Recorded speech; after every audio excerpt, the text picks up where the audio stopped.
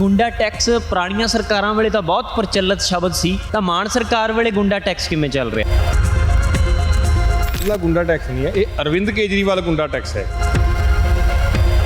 ਉੱਥੇ ਟਰੱਕਾਂ ਦੀ ਜਿਹੜੀ ਆਵਾਜਾਈ ਹੈਗੀ ਆ, ਉਹਨਾਂ ਦੇ ਉੱਥੋਂ ਜੋ ਮਾਲ ਭਰਦੇ ਨੇ ਤੇ ਉਹਨਾਂ ਤੋਂ ਕਿਸੇ ਤੋਂ 500 ਰੁਪਈਆ, ਕਿਸੇ ਤੋਂ 1000 ਰੁਪਏ ਦੀ ਪਰਚੀ ਕੱਟਦੇ ਆ। ਉਹ ਅਰਵਿੰਦ ਕੇਜਰੀਵਾਲ ਗੁੰਡਾ ਟੈਕਸ ਦੇ ਨਾਲ। ਚਮਕੌਰ ਸਾਹਿਬ ਦੇ ਐਮਐਲਏ ਜੋ ਇਹਨਾਂ ਦੇ ਹੈਗੇ ਨੇ, ਪਲੱਸ ਜਿਹੜੇ ਖਰੜ ਦੇ ਐਮਐਲਏ, ਇਹਦਾ ਮਤਲਬ ਉਹਨਾਂ ਦਾ ਹਿੱਸਾ ਪੱਤੀ ਦੇ ਵਿੱਚ ਹੈਗਾ, ਤਾਂ ਹੀ ਤਾਂ ਚੱਲਿਆ ਨਾ ਇਹ। ਇਹਦੇ ਨਾਲ ਹੀ ਇੱਕ ਟੋਲ ਪਲਾਜ਼ਾ, ਤੁਸੀਂ ਮਾਜਰੀ ਕਿਨੂੰ ਗਏ ਹੋਗੇ ਕਦੀ, ਤਾਂ ਤੁਸੀਂ ਮਾਜਰੀ ਟੋਲ ਪਲਾਜ਼ਾ ਜਾਣਾ, ਚਾਹੇ ਉਹ ਕਾਂਗਰਸ ਸਰਕਾਰ ਹੈ ਚਾਹੇ ਹੁਣ ਆਪ ਦੀ ਸਰਕਾਰ ਹੈ। ਸਾਰੇ ਟੋਲ ਪਲਾਜ਼ਿਆਂ ਤੇ ਫਾਸਟ ਟੈਗ ਲੱਗਿਆ ਹੋਇਆ। ਖਰੜ ਹਲਕੇ ਦਾ ਟੋਲ ਪਲਾਜ਼ਾ ਹੈ ਜਿਸ ਤੇ ਫਾਸਟ ਟੈਗ ਫੈਸਿਲਿਟੀ ਨਹੀਂ ਹੈਗੀ।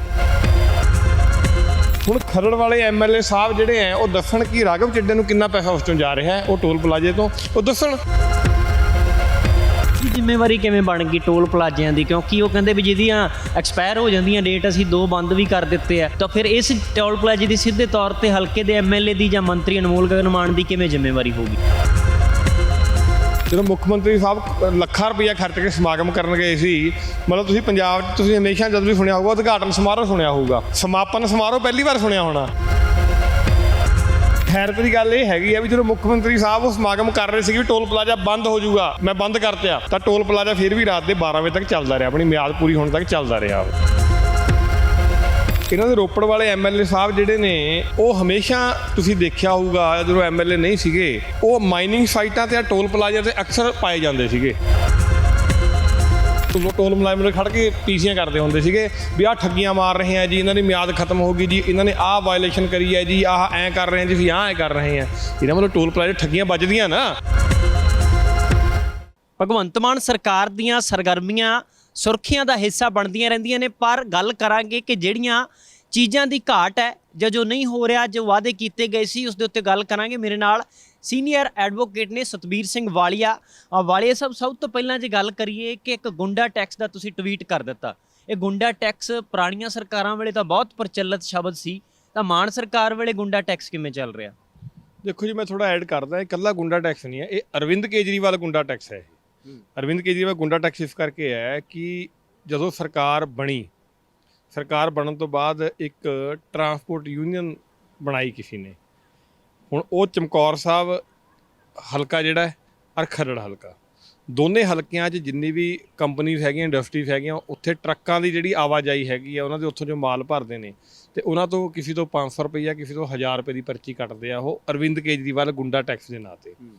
ਹੁਣ ਇਹਦਾ ਮਤਲਬ ਸ਼ਮੂਲੀਅਤ ਜਿਹੜੀ ਹੈਗੀ ਹੈ, ਇਸ 'ਚ ਜਿਹੜੀ ਰਜਾਮੰਦੀ ਹੈਗੀ ਹੈ, ਉਹ ਰਜਾਮੰਦੀ ਆਪਣੀ ਹੈਗੀ ਆ। ਉਹ ਚਮਕੌਰ ਸਾਹਿਬ ਦੇ ਐਮਐਲਏ ਜੋ ਇਹਨਾਂ ਦੇ ਹੈਗੇ ਨੇ, ਪਲੱਸ ਜਿਹੜੇ ਖਰੜ ਦੇ ਐਮਐਲਏ ਆ, ਇਹਦਾ ਮਤਲਬ ਉਹਨਾਂ ਦਾ ਹਿੱਸਾ ਪੱਤੀ ਦੇ ਵਿੱਚ ਹੈਗਾ, ਤਾਂ ਹੀ ਤਾਂ ਚੱਲਿਆ ਨਾ ਇਹ। ਮੋਰ ਓਵਰ ਕੈਪਟਨ ਸਰਕਾਰ ਨੇ ਤਾਂ ਟਰੱਕ ਯੂਨੀਅਨਾਂ ਸਾਰੀਆਂ ਭੰਗ ਕਰਤੀਆਂ ਸੀਗੀਆਂ। ਜੇ ਟਰੱਕ ਯੂਨੀਅਨਾਂ ਭੰਗੇ ਕਰਤੀਆਂ, ਤਾਂ ਫਿਰ ਇਹ ਕਿਹੜੀ ਯੂਨੀਅਨ ਬਣ ਕੇ ਜਿਹੜੀ ਗੁੰਡਾ ਅਰਵਿੰਦ ਕੇਜਰੀਵਾਲ ਗੁੰਡਾ ਟੈਕਸ ਜਿਹੜਾ ਹਿਮਾਚਲ ਗੁਜਰਾਤ ਇਲੈਕਸ਼ਨ ਵਾਸਤੇ ਇਕੱਠਾ ਕਰ ਰਹੀਆਂ। ਉਹਦੇ ਨਾਲ ਹੀ ਉਹਨੂੰ ਲੈ ਕੇ ਹੁਣੀ ਅੱਜ ਇੱਕ ਰਿਟ ਵੀ ਫਾਈਲ ਹੋਈ ਆ, ਉਸ 'ਚ ਐਡਵੋਕੇਟ ਰਵਿੰਦਰ ਸਿੰਘ ਬੱਸੀ ਜੌਲੀ ਜਿਹੜੇ ਉਹਨਾਂ ਨੇ ਫਾਈਲ ਕੀਤੀ ਹੈਗੀ ਹੈ, ਤੇ ਕੱਲ੍ਹ ਇਸ 'ਤੇ ਕਰਾਂਗੇ ਪ੍ਰੋਪਰ ਖੁਲਾਸਾ ਪੂਰਾ। ਤੇ ਉਹ ਜਿਹੜਾ ਹੈਗਾ, ਇਹਦੇ ਨਾਲ ਹੀ ਇੱਕ ਟੋਲ ਪਲਾਜ਼ਾ, ਤੁਸੀਂ ਮਾਜਰੀ ਕਿਨੂੰ ਗਏ ਹੋਗੇ ਕਦੀ, ਤਾਂ ਤੁਸੀਂ ਮਾਜਰੀ ਟੋਲ ਪਲਾਜ਼ਾ ਜਾਣਾ, ਚਾਹੇ ਉਹ ਕਾਂਗਰਸ ਸਰਕਾਰ ਹੈ ਚਾਹੇ ਹੁਣ ਆਪ ਦੀ ਸਰਕਾਰ ਹੈ। ਸਾਰੇ ਟੋਲ ਪਲਾਜ਼ਿਆਂ ਤੇ ਫਾਸਟ ਟੈਗ ਲੱਗਿਆ ਹੋਇਆ। ਫਾਸਟ ਟੈਗ ਮੀਨਸ ਇਹ ਹੈ ਕਿ ਵੀ ਜੇ ਕਿਸੇ ਕੋਲ ਪੈਸੇ ਨਹੀਂ ਵੀ ਹੈਗੇ, ਤੁਹਾਡਾ ਆਲਰੇਡੀ ਫਾਸਟ ਟੈਗ ਰੀਚਾਰਜ ਤੁਸੀਂ ਜਾ ਸਕਦੇ ਹੋ। ਉਹ ਇਕਲੌਤਾ ਖਰੜ ਹਲਕੇ ਦਾ ਟੋਲ ਪਲਾਜ਼ਾ ਹੈ ਜਿਸ ਤੇ ਫਾਸਟ ਟੈਗ ਫੈਸਿਲਿਟੀ ਨਹੀਂ ਹੈਗੀ, ਜਿੱਥੇ ਤੁਹਾਨੂੰ ਮੋਸਟਲੀ ਕੈਸ਼ ਹੀ ਪੇ ਕਰਨਾ ਪੈਂਦਾ ਹੈ। ਹੁਣ ਟੋਲ ਪਲਾਜ਼ਿਆਂ 'ਚ ਬਲੈਕਮੇਲਿੰਗਸ ਕਿਵੇਂ ਹੁੰਦੀਆਂ, ਠੱਗੀਆਂ ਕਿਵੇਂ ਵੱਜਦੀਆਂ, ਸਾਰੇ ਜਾਣਦੇ ਨੇ। ਹੁਣ ਖਰੜ ਵਾਲੇ ਐਮਐਲਏ ਸਾਹਿਬ ਜਿਹੜੇ ਹੈ, ਉਹ ਦੱਸਣ ਕਿ ਰਾਘਵ ਚੱਡੇ ਨੂੰ ਕਿੰਨਾ ਪੈਸਾ ਉਸ ਤੋਂ ਜਾ ਰਿਹਾ ਹੈ, ਉਹ ਟੋਲ ਪਲਾਜ਼ੇ ਤੋਂ, ਉਹ ਦੱਸਣ। ਅਸੀਂ ਪੁੱਛ ਰਹੇ ਹਾਂ। ਪਰ ਉਹਨਾਂ ਦੀ ਜ਼ਿੰਮੇਵਾਰੀ ਕਿਵੇਂ ਬਣ ਗਈ ਟੋਲ ਪਲਾਜ਼ਿਆਂ ਦੀ? ਕਿਉਂਕਿ ਉਹ ਕਹਿੰਦੇ ਵੀ ਜਿਹਦੀਆਂ ਐਕਸਪਾਇਰ ਹੋ ਜਾਂਦੀਆਂ ਡੇਟ, ਅਸੀਂ 2 ਬੰਦ ਵੀ ਕਰ ਦਿੱਤੇ ਆ, ਤਾਂ ਫਿਰ ਇਸ ਟੋਲ ਪਲਾਜ਼ੇ ਦੀ ਸਿੱਧੇ ਤੌਰ ਤੇ ਹਲਕੇ ਦੇ ਐਮਐਲਏ ਦੀ ਜਾਂ ਮੰਤਰੀ ਅਨਮੋਲ ਗਗਨ ਮਾਨ ਦੀ ਕਿਵੇਂ ਜ਼ਿੰਮੇਵਾਰੀ ਹੋਊਗੀ? ਦੇਖੋ, ਪਹਿਲਾਂ ਤਾਂ ਮੈਂ ਉਹ ਜਿਹੜਾ ਭਗਵੰਤ ਮਾਨ ਦਾ ਜਿਹੜਾ ਜੋਕ ਸੀਗਾ, ਚੁਟਕਲਾ ਸੀਗਾ, ਮੈਂ ਅੱਜ ਕੱਲ੍ਹ ਭਗਵੰਤ ਮਾਨ ਦੀ ਕਹੀ ਗੱਲਾਂ ਨੂੰ ਗੱਲਾਂ ਨਹੀਂ ਮੰਨਦਾ, ਚੁਟਕਲੇ ਮੰਨਦਾ। ਚੁਟਕਲੇ ਹੀ ਅੱਜ ਕੱਲ੍ਹ ਸੁਣਾਉਂਦੇ ਆ ਉਹ, ਤੇ ਉਹ ਚੁਟਕਲਾ ਸੀਗਾ। ਜਿਹੜੇ 2 ਟੋਲ ਪਲਾਜ਼ਿਆਂ ਦੀ ਆਲਰੇਡੀ ਮਿਆਦ ਖਤਮ ਹੋਈ ਸੀਗੀ, ਜੇ ਉਹ 2 ਟੋਲ ਪਲਾਜ਼ੇ ਜਿਹੜੇ ਹੈ, ਉਹ ਮੁੱਖ ਮੰਤਰੀ ਸਾਹਿਬ ਨੇ ਬਕਾਇਦਾ ਲੋਕਾਂ ਦਾ ਪੈਸਾ, ਪਹਿਲਾਂ ਹੀ ਸਰਕਾਰ ਕਰਜ਼ੇ ਡੁੱਬਦੀ ਜਾ ਰਹੀ ਹੈ, ਰੋਜ਼ ਕਰਜ਼ਾ ਲੈ ਸਰਕਾਰ ਚਲਾ ਰਹੇ, ਆਪਣੇ ਕੰਮ ਚਲਾ ਰਹੇ ਨੇ, ਤਨਖਾਹ ਵੀ ਨਹੀਂ ਦੇ ਪਾ ਰਹੇ ਕਰਜ਼ਾ ਲੈਣ ਤੋਂ ਬਾਅਦ ਵੀ, ਪਰ ਫਿਰ ਵੀ ਉਹ ਟੋਲ ਪਲਾਜ਼ੇ ਨੂੰ ਜਦੋਂ ਮੁੱਖ ਮੰਤਰੀ ਸਾਹਿਬ ਲੱਖਾਂ ਰੁਪਈਆ ਖਰਚ ਕੇ ਸਮਾਗਮ ਕਰਨ ਗਏ ਸੀ, ਮਤਲਬ ਤੁਸੀਂ ਪੰਜਾਬ 'ਚ ਤੁਸੀਂ ਹਮੇਸ਼ਾ ਜਦ ਵੀ ਸੁਣਿਆ ਹੋਊਗਾ ਉਦਘਾਟਨ ਸਮਾਰੋਹ ਸੁਣਿਆ ਹੋਊਗਾ, ਸਮਾਪਨ ਸਮਾਰੋਹ ਪਹਿਲੀ ਵਾਰ ਸੁਣਿਆ ਹੋਣਾ ਵੀ ਇੱਕ ਟੋਲ ਪਲਾਜ਼ੇ ਦਾ ਸਮਾਪਤੀ ਪ੍ਰੋਗਰਾਮ ਜਿਹੜਾ ਮੁੱਖ ਮੰਤਰੀ ਸਾਹਿਬ ਕਰਨ ਗਏ ਸੀਗੇ। ਔਰ ਅਸਲੀ ਹੈਰਤ ਦੀ ਗੱਲ ਇਹ ਹੈਗੀ ਆ ਵੀ ਜਦੋਂ ਮੁੱਖ ਮੰਤਰੀ ਸਾਹਿਬ ਉਹ ਸਮਾਗਮ ਕਰ ਰਹੇ ਸੀਗੇ ਵੀ ਟੋਲ ਪਲਾਜ਼ਾ ਬੰਦ ਹੋ ਜਾਊਗਾ, ਮੈਂ ਬੰਦ ਕਰਤਿਆ, ਤਾਂ ਟੋਲ ਪਲਾਜ਼ਾ ਫਿਰ ਵੀ ਰਾਤ ਦੇ 12 ਵਜੇ ਤੱਕ ਚੱਲਦਾ ਰਿਹਾ, ਆਪਣੀ ਮਿਆਦ ਪੂਰੀ ਹੋਣ ਤੱਕ ਚੱਲਦਾ ਰਿਹਾ ਉਹ। ਤੇ ਜਾਂ ਤਾਂ ਸਮਾਗਮ ਹੁੰਦੇ ਹੁੰਦੇ ਬੰਦ ਹੋ ਜਾਂਦਾ, ਫਿਰ ਰੀਬਨ ਕੱਟਦੇ ਬੰਦ ਹੋਣਾ, ਉੱਥੇ ਰੀਬਨ ਕੱਟਿਆ ਤਾਂ ਲਾਣ ਦਾ ਹੋਣਾ, ਰੀਬਨ ਲਾ ਕੇ ਖੋਲ ਲੈਂਦੇ, ਮੈਂ ਰੀਬਨ ਖੋਲ ਲਿਆ ਭਾਈ ਹੁਣ ਇਹ ਬੰਦ ਹੋ ਗਿਆ, ਹੁਣ ਕੋਈ ਹੋਰ ਰੀਬਨ ਕੱਟੇ, ਹੋਰ ਰੀਬਨ ਨਹੀਂ ਕੱਟੂਗੇ ਇਹਦਾ। ਤਾਂ ਉਹ ਵੀ ਡਰਾਮਾ, ਉਹ ਚੁਟਕਲਾ ਸੀਗਾ, ਸੁਣਾ ਕੇ ਉਹ ਚੁਟਕਲਾ ਲੋਕਾਂ ਨੇ ਤਾੜੀ ਤੁੜੀ ਮਾਰ ਲਈਆਂ, ਹੱਸਲੇ ਜਿਵੇਂ ਪਹਿਲਾਂ ਹੱਸਦੇ ਰਹੇ ਨੇ, ਪਰ ਹੁਣ ਲੋਕ ਆ ਚੁਟਕਲਿਆਂ ਨੂੰ ਸੀਰੀਅਸ ਨਹੀਂ ਲੈਂਦੇ ਹੈਗੇ। ਫਿਰ ਆ ਗਈ ਗੱਲ, ਤੁਸੀਂ ਕਹਿੰਦੇ ਆਹ ਟੋਲ ਪਲਾਜ਼ਾ ਸ਼ਮੂਲੀਅਤ ਕਿਵੇਂ ਸੀਗੀ। ਇਹਨਾਂ ਦੇ ਰੋਪੜ ਵਾਲੇ MLA ਸਾਹਿਬ ਜਿਹੜੇ ਨੇ ਉਹ ਹਮੇਸ਼ਾ ਤੁਸੀਂ ਦੇਖਿਆ ਹੋਊਗਾ ਜਦੋਂ MLA ਨਹੀਂ ਸੀਗੇ ਉਹ ਮਾਈਨਿੰਗ ਸਾਈਟਾਂ ਤੇ ਟੋਲ ਪਲਾਜ਼ਾ ਤੇ ਅਕਸਰ ਪਾਏ ਜਾਂਦੇ ਸੀਗੇ। ਉਹ ਉੱਥੇ ਆਪਣੀ RTI ਲੈ ਕੇ ਜਾਂ ਕੋਈ ਇਨਫੋਰਮੇਸ਼ਨ ਟੋਲ ਮੁਲਾਜ਼ਮ ਨੇ ਖੜ ਕੇ ਪੀਸੀਆਂ ਕਰਦੇ ਹੁੰਦੇ ਸੀਗੇ ਵੀ ਆਹ ਠੱਗੀਆਂ ਮਾਰ ਰਹੇ ਆ ਜੀ, ਇਹਨਾਂ ਦੀ ਮਿਆਦ ਖਤਮ ਹੋ ਗਈ ਜੀ, ਇਹਨਾਂ ਨੇ ਆਹ ਵਾਇਲੇਸ਼ਨ ਕਰੀ ਹੈ ਜੀ, ਆਹ ਐਂ ਕਰ ਰਹੇ ਆ ਜੀ, ਅਸੀਂ ਆਹ ਐਂ ਕਰ ਰਹੇ ਆ। ਇਹਨਾਂ ਮਤਲਬ ਟੋਲ ਪਲਾਜ਼ਾ ਠੱਗੀਆਂ ਵੱਜਦੀਆਂ ਨਾ, ਐਡਮਿਸ਼ਨ ਤਾਂ ਆ ਗਈ ਨਾ ਉਹਨਾਂ ਦੀ ਉਹ। ਤੇ ਖਰੜ ਵਾਲੇ ਟੋਲ ਪਲਾਜ਼ੇ ਜਿਹੜਾ ਕੈਸ਼ 'ਚ ਚੱਲ ਰਿਹਾ ਇਹਦਾ ਮਤਲਬ ਠੱਗੀ ਉੱਥੇ ਵੱਜ ਰਹੀ ਹੈ।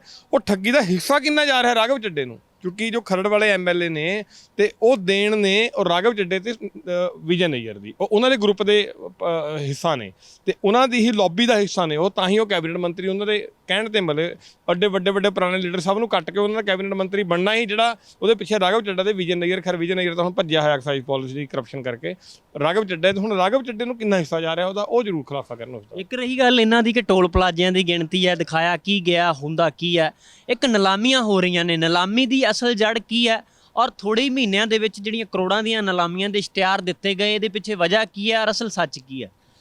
ਦੇਖੋ ਜਦੋਂ ਸ਼ੁਰੂ 'ਚ ਪਹਿਲੇ 2 ਮਹੀਨਿਆਂ 'ਚ ਇਹਨਾਂ ਨੇ ਲੋਨ ਲਿੱਤਾ ਸੀਗਾ ਤਕਰੀਬਨ 5500 ਕਰੋੜ ਦਾ ਲੋਨ ਲਿੱਤਾ ਸੀਗਾ, ਤੇ ਉਸ ਟਾਈਮ ਵੀ ਖੁਲਾਸਾ ਸੀ ਕੀਤਾ ਸੀਗਾ ਵੀ ਇਹਨਾਂ ਨੇ ਤਾਂ 2 ਮਹੀਨੇ 'ਚ 5500 ਕਰੋੜ ਲੋਨ ਚੱਕ ਲਿਆ। ਉਹ ਕਰਦੇ ਅਗਲੇ 4 ਮਹੀਨਿਆਂ ਤੱਕ 9000 ਕਰੋੜ ਦਾ ਬਣ ਗਿਆ। ਆਪੇ ਜਿਹੜੇ ਵਿੱਤ ਮੰਤਰੀ ਸਾਹਿਬ ਜਿਹੜੇ ਆ ਉਹ ਵਿਧਾਨ ਸਭਾ 'ਚ ਕਹਿ ਗਏ ਵੀ 9000 ਕਰੋੜ ਦਾ ਅਸੀਂ ਲੋਨ ਚੱਕ ਲਿਆ, ਤੇ 1000 ਕਰੋੜ PSPL ਦੇ ਸੀਗੇ, 10000 ਕਰੋੜ ਦਾ ਉਹ ਹੋ ਗਿਆ। ਤੇ ਹੁਣ ਐਡਵਰਟਾਈਜ਼ਮੈਂਟ ਆਈ ਹੈ ਕਿ RBI ਤੋਂ ਇਹਨਾਂ ਨੇ 29 ਅਗਸਤ ਨੂੰ ਨਿਲਾਮੀ ਹੋਣੀ ਸੀਗੀ ਤੇ ਉਹਦਾ ਉਹ ਨਿਲਾਮੀ ਹੋ ਕੇ ਆਪਣਾ 2500 ਕਰੋੜ ਜਿਹੜਾ ਹੈਗਾ ਉਹ ਲਿੱਤਾ ਹੈ। ਤੇ ਸਤੰਬਰ ਦੇ ਮਹੀਨੇ 'ਚ 6 ਸਤੰਬਰ ਨੂੰ ਇੱਕ ਨਿਲਾਮੀ ਹੋਣੀ ਸੀਗੀ, ਉਹਦੇ ਏਵਜ 'ਚ 1000 ਕਰੋੜ ਦਾ ਲੋਨ ਦਿੱਤਾ ਹੈਗਾ। ਉਹ 20 ਸਾਲ ਦੇ ਕੰਟਰੈਕਟ ਜਿਹੜੇ ਲੋਨ ਐਗਰੀਮੈਂਟ ਸਾਈਨ ਹੋਏ ਨੇ, ਤੇ ਇਹ ਹੁਣ ਤਕਰੀਬਨ 3500 ਕਰੋੜ ਹੋ ਗਿਆ। ਹੁਣ ਉਹ 1000 ਕਰੋੜ ਤੁਸੀਂ PSPL ਦਾ ਕੱਢ ਵੀ ਲਓ, ਜੇ 9000 ਕਰੋੜ ਔਰ 3500 ਕਰੋੜ ਨੂੰ ਇਕੱਠਾ ਕਰਿਆ ਜਾਵੇ ਇਹ 12500 ਕਰੋੜ ਦਾ ਹੋ ਗਿਆ। ਤੇ ਜੇ ਆਪਾਂ ਨੂੰ ਮਹੀਨਾ ਵਾਈਜ਼ ਵੰਡ ਲਈਏ ਤਾਂ 5 ਮਹੀਨੇ ਤਕਰੀਬਨ 2500 ਕਰੋੜ ਦਾ ਲੋਨ ਜਿਹੜੀ ਪੰਜਾਬ ਸਰਕਾਰ ਲੈ ਰਹੀ ਹਰ ਮਹੀਨੇ। ਮੈਂ ਕਹਿੰਦਾ ਜੇ ਆਪਾਂ ਐਂ ਹੀ ਚੱਲਦੇ ਰਹੇ ਇਹ ਤੇ ਸਾਲ 'ਚ ਮੈਨੂੰ ਲੱਗਦਾ 30000 ਕਰੋੜ ਦਾ ਲੋਨ ਲੈ ਲਿਆ ਕਰਨਗੇ, ਤੇ 5 ਸਾਲ 'ਚ 1.5 ਲੱਖ ਕਰੋੜ ਦਾ ਕਰਜ਼ਾ ਤਾਂ ਕੱਲੇ ਇਹ ਵੀ ਹੁਣ ਤੱਕ ਵੀ ਹਲੇ ਗੁਜਰਾਤ ਤੇ ਹਿਮਾਚਲ ਇਲੈਕਸ਼ਨ ਚੱਲ ਰਿਹਾ ਹੈ। ਹਜੇ ਤਾਂ ਅਰਵਿੰਦ ਕੇਜਰੀਵਾਲ ਜੀ ਨੇ ਪ੍ਰਾਈਮ ਮਿਨਿਸਟਰ ਵਾਲਾ ਇਲੈਕਸ਼ਨ ਲੜਨਾ ਹੈ, ਤੇ ਮੈਨੂੰ ਲੱਗਦਾ ਹੈ 1.5 ਲੱਖ ਤੱਕ ਘੱਟੇ, ਮੈਂ ਕਹਿਣਾ ਸ਼ਾਇਦ 2 ਲੱਖ 2.5 ਲੱਖ ਕਰੋੜ ਤੱਕ ਪਹੁੰਚ ਜਾਊਗਾ, ਕਿਉਂਕਿ ਇੰਨਾ ਖਰਚਾ ਤਾਂ ਪ੍ਰਾਈਮ ਮਿਨਿਸਟਰ ਵਾਲੇ ਇਲੈਕਸ਼ਨ 'ਚ ਆ ਹੀ ਜਾਣਾ। ਖਜ਼ਾਨਾ ਜਿਹਨੂੰ ਪਹਿਲਾਂ ਪਿੱਟਿਆ ਗਿਆ, ਵਾਰ-ਵਾਰ ਕਿਹਾ ਗਿਆ, ਮਨਪ੍ਰੀਤ ਬਾਦਲ ਵੀ ਟਰੋਲ ਹੁੰਦੇ ਰਹੇ ਕਿ ਖਾਲੀ ਹੈ, ਉਹ ਖਜ਼ਾਨਾ ਨਾ ਕਹੋ ਉਹਨੂੰ ਪੀਪਾ ਕਹੋ। ਭਗਵੰਤ ਮਾਨ ਮੁੱਖ ਮੰਤਰੀ ਤਾਂ ਬਣ ਗਏ ਪਰ ਉਸ ਤੋਂ ਪਹਿਲਾਂ ਟਿੱਪਣੀਆਂ ਬੜੀਆਂ ਹਾਸੇ ਦੇ ਨਾਲ ਕਰਦੇ ਸੀ। ਫਿਰ ਇਸੇ ਤਰ੍ਹਾਂ ਜੇ ਕਰਜ਼ਾ ਲੈਂਦੇ ਗਏ ਜਾਂ ਫਿਰ ਨਿਲਾਮੀਆਂ ਕਰਦੇ ਗਏ, ਜਿਵੇਂ ਤੁਸੀਂ ਕਿਹਾ ਕਿ ਰਕਮ ਵੱਡੀ ਹੁੰਦੀ ਜਾਣੀ ਆ, ਫਿਰ ਜਿਹੜਾ ਮਾਫੀਆ ਤੋਂ ਆਉਣਾ ਸੀ ਕਰੋੜਾਂ ਰੁਪਈਆ ਉਹ ਕਦੋਂ ਆਊਗਾ? ਦੇਖੋ ਪਹਿਲਾਂ ਤਾਂ ਜੋ ਪੀਪੇ ਵਾਲੀ ਗੱਲ ਤੇ ਮੈਂ ਤੁਹਾਡੀ ਗੱਲ ਦੱਸਦਾ, ਭਗਵੰਤ ਮਾਨ ਸਾਹਿਬ ਕਹਿੰਦੇ ਪੀਪਾ ਜਿਹੜਾ ਤਾਂ ਖਾਲੀ ਹੈ, ਤੇ ਹੁਣ ਆਮ ਆਦਮੀ ਪਾਰਟੀ ਤਾਂ ਗਾਹਾਂ ਵੱਧ ਗਈ, ਖਾਲੀ ਪੀਪੇ ਵਾਲਾ ਥੱਲਾ ਕੱਢ ਲਿਆ, ਤੇ ਹੁਣ ਜੇ ਕੋਈ ਪਾਉਂਦੇ ਵੀ ਹੈ ਉਹ ਥੱਲੇ ਕੱਢ ਕੇ ਦਿੱਲੀ ਨੂੰ ਚੱਲ ਜਾਂਦਾ ਜਾਂ ਗੁਜਰਾਤ ਨੂੰ ਜਾਂ ਹਿਮਾਚਲ ਨੂੰ ਚਲੇ ਜਾਂਦਾ। ਹਲੇ ਤਾਂ ਇਸ 'ਚ 40% ਇੰਪਲਾਈਜ਼ ਨੂੰ ਤਨਖਾਹ ਨਹੀਂ ਮਿਲੀਆਂ। ਪੰਜਾਬੀ ਯੂਨੀਵਰਸਿਟੀ ਨੂੰ ਪਿਛਲੇ 3 ਮਹੀਨੇ ਤੇ ਤਨਖਾਹ ਨਹੀਂ ਮਿਲ ਰਹੀਆਂ ਹੈਗੀਆਂ, ਉਹਨਾਂ ਦੇ ਪ੍ਰੋਫੈਸਰਾਂ ਨੂੰ, ਐਸੋਸੀਏਟ ਪ੍ਰੋਫੈਸਰ, ਗੈਸਟ ਟੀਚਰਸ ਨੂੰ ਤਨਖਾਹ ਨਹੀਂ ਮਿਲਦੀਆਂ ਉਹਨਾਂ ਨੂੰ। ਹਾਲੇ ਤਾਂ 3-3 4-4 ਮਹੀਨੇ ਤੋਂ ਤਨਖਾਹ ਨਹੀਂ ਮਿਲ ਰਹੀਆਂ, ਤਾਂ ਇਹ ਹਾਲ ਹੈ। ਜੇ ਤਨਖਾਹ ਦੇਣੀਆਂ ਹੁੰਦੀਆਂ ਤਾਂ ਫਿਰ ਕੀ ਹਾਲ ਹੁੰਦਾ। ਹੁਣ ਰਹੀ ਗੱਲ, ਤੁਸੀਂ ਮਾਫੀਆ ਦੀ ਗੱਲ ਕੀਤੀ, ਮੈਂ ਸੁਣ ਰਿਹਾ ਸੀ ਹਰਜੋਤ ਬੈਂਸ ਜੀ ਜਿਹੜੇ ਉਹਨਾਂ ਨੇ ਜਿਹੜੇ ਮਾਈਨਿੰਗ ਮਿਨਿਸਟਰ ਨੇ ਤੇ ਜੇਲ੍ਹ ਮਿਨਿਸਟਰ ਹੈ। ਮੈਂ ਮਾਈਨਿੰਗ ਜੇਲ੍ਹ ਮਿਨਿਸਟਰ ਸਪੈਸੀਫਿਕਲੀ ਨਾਮ ਤਾਂ ਲੈ ਰਿਹਾ ਕਿਉਂਕਿ ਉਹ ਭੁੱਲ ਚੁੱਕੇ ਨੇ ਕਿ ਉਹ ਮਾਈਨਿੰਗ ਤੇ ਜੇਲ੍ਹ ਮਿਨਿਸਟਰ ਹੈਗੇ। ਅੱਜ ਕੱਲ੍ਹ ਉਹਨਾਂ ਨੇ ਜ਼ੋਰ ਦਿੱਤਾ ਹੋਇਆ ਐਜੂਕੇਸ਼ਨ ਤੇ ਕਿ ਮੈਂ ਐਜੂਕੇਸ਼ਨ ਮਿਨਿਸਟਰ ਹਾਂ, ਜਦ ਕਿ ਮਿਨਿਸਟਰ ਉਹ ਦੋਵਾਂ ਦੇ ਵੀ ਨੇ। ਉਹਦਾ ਮੁੱਖ ਕਾਰਨ ਕੀ ਹੈ? ਉਹਦਾ ਮੁੱਖ ਕਾਰਨ ਇਹ ਹੈਗਾ ਕਿ ਜਿਵੇਂ ਮਨੀਸ਼ ਸਿਸੋਦੀਆ ਐਜੂਕੇਸ਼ਨ ਮਿਨਿਸਟਰ ਨਾਲ ਐਕਸਾਈਜ਼ ਮਿਨਿਸਟਰ ਵੀ ਸੀਗਾ, ਐਕਸਾਈਜ਼ ਮਿਨਿਸਟਰ 'ਚ ਹੁੰਦੇ ਹੋਏ ਵੱਡੀ ਠੱਗੀ ਮਾਰ ਗਿਆ। ਹੁਣ ਤਾਂ ਖੁਲਾਸਾ ਵੀ ਆ ਗਿਆ, ਜਿਹੜੇ FIR 'ਚ 13 ਨੰਬਰ ਤੇ ਕਿਉਂ ਬਣਾਇਆ ਹੋਇਆ ਹੈ ਉਹਦੇ ਪਿਤਾ ਜੀ ਦਾ ਇੱਕ ਸਟਿੰਗ ਆ ਗਿਆ ਤੇ ਜਿਹੜਾ ਕਹਿੰਦਾ 6% ਤਾਂ ਅਸੀਂ ਸਰਕਾਰ ਨੂੰ ਦਿੰਦੇ ਸੀਗੇ, ਕਹਿੰਦੇ ਸਾਡੇ ਵਾਸਤੇ ਔਖਾ ਕੰਮ ਤਾਂ ਇਹ ਹੋ ਗਿਆ ਸੀਗਾ ਕਿ ਸਾਨੂੰ 6% ਬਲੈਕ ਕਰਕੇ ਦੇਣਾ ਪੈਂਦਾ ਸੀਗਾ, ਕੈਸ਼ ਦੇਣਾ ਪੈਂਦਾ ਸੀਗਾ। ਜਦੋਂ ਮਨੀਸ਼ ਸਿਸੋਦੀਆ ਟੰਗਿਆ ਗਿਆ ਫਿਰ ਉਹ ਕਹਿੰਦੇ ਜੀ ਤਾਂ ਐਜੂਕੇਸ਼ਨ ਮਾਡਲ ਬੜਾ ਵਧੀਆ ਸੀ ਤਾਂ ਕਰਕੇ ਹੋ ਗਿਆ। ਹੁਣ ਉਹੀ ਮਾਡਲ ਪੰਜਾਬ 'ਚ ਲਾਗੂ ਹੋਣ ਜਾ ਰਿਹਾ ਹੈ। ਕਰੋੜਾਂ ਰੁਪਏ ਦੀ ਮਾਈਨਿੰਗ ਜਿਹੜੀ ਰੋਜ਼ ਹੋ ਰਹੀ ਹੈ ਤੇ ਸਰਹੱਦਾਂ ਤੱਕ ਪੱਟ ਕੇ ਧਰਤੀਆਂ।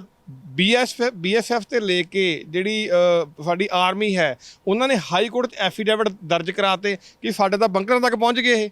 ਮਤਲਬ ਦੇਸ਼ ਦੀ ਨੈਸ਼ਨਲ ਸਿਕਿਉਰਿਟੀ ਨੂੰ ਵੀ ਛਿੱਕੇ ਰੱਖ ਕੇ ਕੇਜਰੀਵਾਲ ਦੇ ਇਲੈਕਸ਼ਨ ਲੜੇ ਜਾ ਰਹੇ ਹਨ, ਪੈਸੇ ਇਕੱਠੇ ਕਰੇ ਜਾ ਰਹੇ ਹਨ। ਸੋ ਹੁਣ ਮੈਂ ਉਹੀ ਗੱਲ ਬਾਰ-ਬਾਰ ਹੱਥ ਜੋੜ ਕੇ ਕਹਿੰਦਾ ਮਾਈਨਿੰਗ ਮੰਤਰੀ ਤੇ ਜੇਲ੍ਹ ਮੰਤਰੀ ਸਾਹਿਬ ਨੂੰ ਵੀ, ਜੇ ਉਹ ਹੈਗੇ ਨੇ, ਜੇ ਕਿਤੇ ਮਾਈਨਿੰਗ ਮੰਤਰੀ ਜੰਮੂ ਵਾਲੇ ਚੌਧਰੀ ਨੂੰ ਬਣਾਤਿਆ ਤੇ ਜੇਲ੍ਹ ਮੰਤਰੀ ਗੈਂਗਸਟਰਸ ਨੂੰ ਬਣਾਤਿਆ ਹੋਇਆ ਫਿਰ ਤਾਂ ਲਹਿਦੀ ਗੱਲ ਹੈ। ਪਰ ਜੇ ਹਲੇ ਵੀ ਉਹ ਹੈਗੇ ਨੇ ਤਾਂ ਘੱਟੋ ਘੱਟ ਐਜੂਕੇਸ਼ਨ ਤੋਂ ਬਾਹਰ ਨਿਕਲ ਕੇ, ਐਜੂਕੇਸ਼ਨ ਦਾ ਬੱਚੇ ਸਾਡੇ ਪਹਿਲਾਂ ਵੀ ਦਿੱਲੀ ਤੋਂ ਬਹੁਤ ਅੱਗੇ ਪਹੁੰਚੇ ਹੋਏ ਆ, ਦਿੱਲੀ ਤੋਂ ਵਧੀਆ ਮਾਡਲ ਪੰਜਾਬ ਦਾ ਐਜੂਕੇਸ਼ਨ ਦਾ ਹੈਗਾ ਤੇ ਜਿਹੜਾ ਸਾਡੇ ਦੇਸ਼ ਦੀ ਸਰਹੱਦਾਂ ਤੱਕ ਪਹੁੰਚੇ ਹੋਏ ਨੇ ਉਹਦੇ ਬਾਰੇ ਜ਼ਰੂਰ ਦੱਸਣ। ਉਹ ਜਿਵੇਂ ਤੁਸੀਂ ਕਿਹਾ ਕਿ ਇਸ ਗੱਲ ਦਾ ਤੁਹਾਡੇ ਕੋਲ ਕਿਵੇਂ ਸਬੂਤ ਹੈ, ਕਿਹੜੇ ਆਧਾਰ ਤੇ ਕਹਿ ਰਹੇ ਹੋ ਕਿ ਮਾਈਨਿੰਗ ਉਹਨਾਂ ਦੇ ਨੱਕ ਥੱਲੇ ਹੋ ਰਹੀ ਹੈ? ਉਹ ਤਾਂ ਕਹਿੰਦੇ ਆ, ਦਾਅਵਾ ਕਰਦੇ ਆ ਕਿ ਪਹਿਲਾਂ ਵਾਲਿਆਂ ਨੇ ਲੁੱਟਣਾ ਸੀ, ਲੁੱਟਿਆ, ਪਰ ਅਸੀਂ ਹੁਣ ਨਹੀਂ ਮਾਈਨਿੰਗ ਹੋਣ ਦੇਣੀ। ਦੇਖੋ, ਇਹ ਤਾਂ ਹਾਈ ਕੋਰਟ 'ਚ ਪਟੀਸ਼ਨ 61 ਤਰੀਕ ਨੂੰ ਵੀ ਲੱਗੀ ਹੋਈ ਹੈ।